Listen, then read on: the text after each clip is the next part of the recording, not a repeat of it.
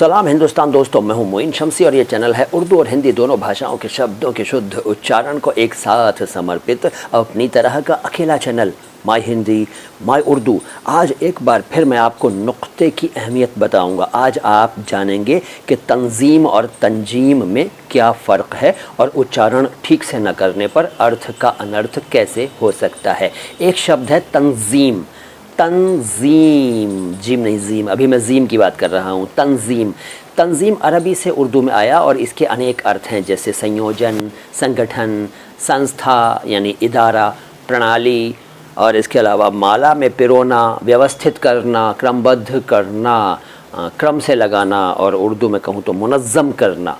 तंजीम, ठीक है। अब दो एग्जाम्पल्स समझिए इसके। पहला एग्जाम्पल है, हमारी तंजीम गरीब और बेसहारा बच्चों के लिए काम करती है, यानी हमारा संगठन, हमारी ऑर्गेनाइजेशन, हमारी संस्था, हमारा इदारा जो है वो गरीब और बेसहारा बच्चों के लिए काम करता है। दूसरा एग्जाम्पल, घर की चीज़ों की अगर सही तरीके से तंजीम की जाए तो घर काफ़ी खुला खुला नज़र आता है। ये दो आपको एग्जाम्पल बताए तंजीम के। अब बात करता हूँ तंजीम की, ठीक है। तंजीम यानी ज के नीचे नुक्ता नहीं है और इंग्लिश में जेड की जगह जे और उर्दू में जोए की जगह जीम।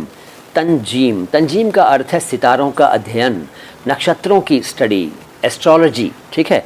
और इसका एग्जाम्पल ये हो सकता है कि राजा महाराजा कोई भी बड़ा फैसला लेने से पहले तंजीम के जानकारों की राय लिया करते थे, यानी नक्षत्र विज्ञानियों की या नक्षत्र के ज्ञाताओं की कहना चाहिए, नक्षत्र के ज्ञाताओं की, एस्ट्रोलॉजर्स की, सितारों का अध्ययन करने वालों की राय लिया करते थे।